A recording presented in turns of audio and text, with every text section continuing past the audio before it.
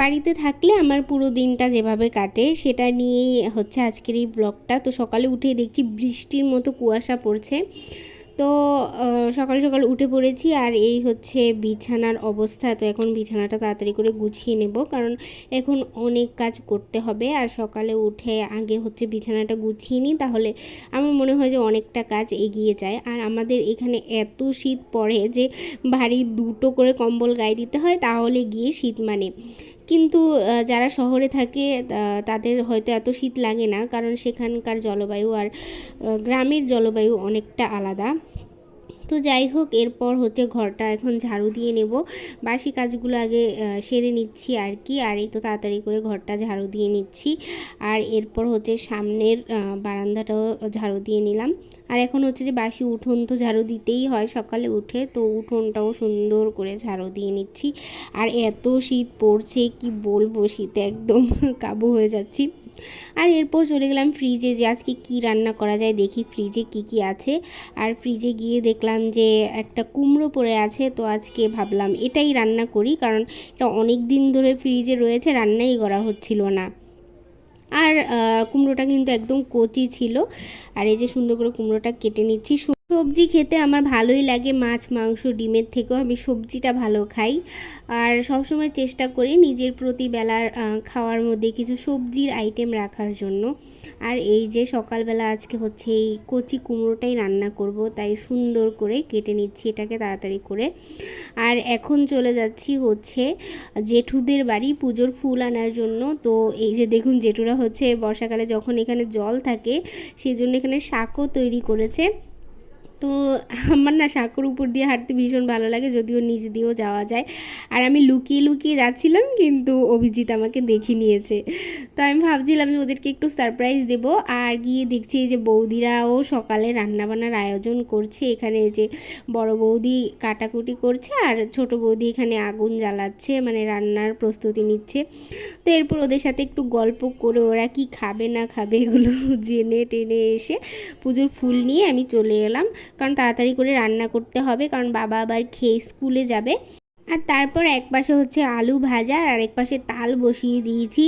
এখন কিন্তু 12 মাসই তাল পাওয়া যায়, আগে তো সিজন ছাড়া তাল পাওয়াই যেত না। আর আমাদের এখানে কিন্তু 12 মাসই তাল পাওয়া যায়। আলু ভাজলাম, বেগুন ভাজলাম, আর যেই কুমড়োটা কেটে রেখেছিলাম ওটাকে নারকেল দিয়ে সুন্দর করে একটু মাখা মাখা করে রান্না করেছিলাম, দারুণ হয়েছিল খেতে। আর এদের দুজনকে দেখুন, এরা আমাকে ছাড়া সরবেই না, বাড়িতে গেলে এরা আমার পিছনে পিছনেই থাকবে, আর এদের গল্প আর শেষ হয় না। তো এই তো রান্নাবান্না শেষ হয়ে গেল, এখন সকালবেলা খেতে বসে পড়েছি।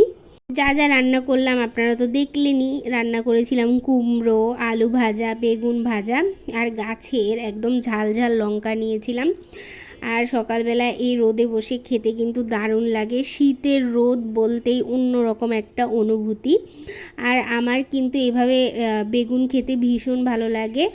আর আলু ভাজাও করেছিলাম গোল গোল করে, কেন জানি না গোল করে আলু ভাজলে আমার খেতে বেশি ভালো লাগে, তাই আমি এভাবেই ভাজি করি যখনই ভাজি করি। তো রান্নাগুলো দারুণ হয়েছিল। এরপর দুপুরবেলা রান্না বসিয়ে দিলাম। আর দুপুরবেলা আমি একসাথে রাতের রান্নাটাও করে নিলাম। শীতকাল পড়ে গেছে, তাই রাতে উঠে আবার রাতের রান্না করতে ইচ্ছে করে না, দুপুরবেলা একসাথেই রাতের রান্নাটা করে রাখি। আর হচ্ছে আজকে দুপুরবেলা আমরা সবাই বাইরে উঠোনে খেতে বসে পড়েছিলাম। আর এই তো মাছ পাতুরি রান্না করেছিলাম। আর এই যে উঠোনে কিন্তু বসে খেতে আমার দারুণ ভালো লাগে, সাথে মাছ ছিল, ডাল ছিল। তো ঋতু আর আমি হচ্ছে যে উঠোনে বসে খেলাম দুজনে রোদের মধ্যে, তো এটা দারুণ লাগে আমার। আর এরপর চলে গেলাম ছাদে, কারণ সেখানে আমাদের সুপুরি রাখা আছে। আর সুপুরিগুলো হচ্ছে রাত্রিবেলা কুয়াশা পড়লে ভিজে যাবে, তাই এগুলো সকালবেলা আমি হচ্ছে যে কাগজগুলো সরিয়ে দিই যাতে রোদ লাগে। আর এরপর যখন একটু সন্ধে সন্ধে হয়ে আসবে বা বিকেলবেলা তো আর রোদ থাকে না, তো তখন আবার এর উপরে আমি হচ্ছে কাগজগুলো দিয়ে দিই, না হলে রাত্রিবেলা শিশিরে আবার ভিজে যাবে। তো যেহেতু সারাদিন সুপুরিগুলো শুকায়, তো যদি আবার ভিজে যায় তাহলে এগুলো তাড়াতাড়ি শুকাবে না। আর এরপর তাড়াতাড়ি বিকেলবেলার কাজগুলো করে নিচ্ছি, কারণ একটু পরেই সন্ধে হয়ে যাবে, তো বিকেলে কাজটা করে রাখছি। আর বিকেলবেলা চলে গেলাম শাক তুলতে। আর আমি শাক তুলবো আর আমার সাথে এই কচি কাঁচা থাকবে না, তা তো হতেই পারে না। এরা আমার সঙ্গ কখনোই ছাড়ে না, সবসময় আমার সাথে সাথে থাকে। আর এই যে দেখুন ওরাও চলে এসছে আমাকে হেল্প করার জন্য, বললো যে পিমনি তুমি একা একা শাক তুলবে, আমরাও তোমাকে শাক তুললে হেল্প করে দিই।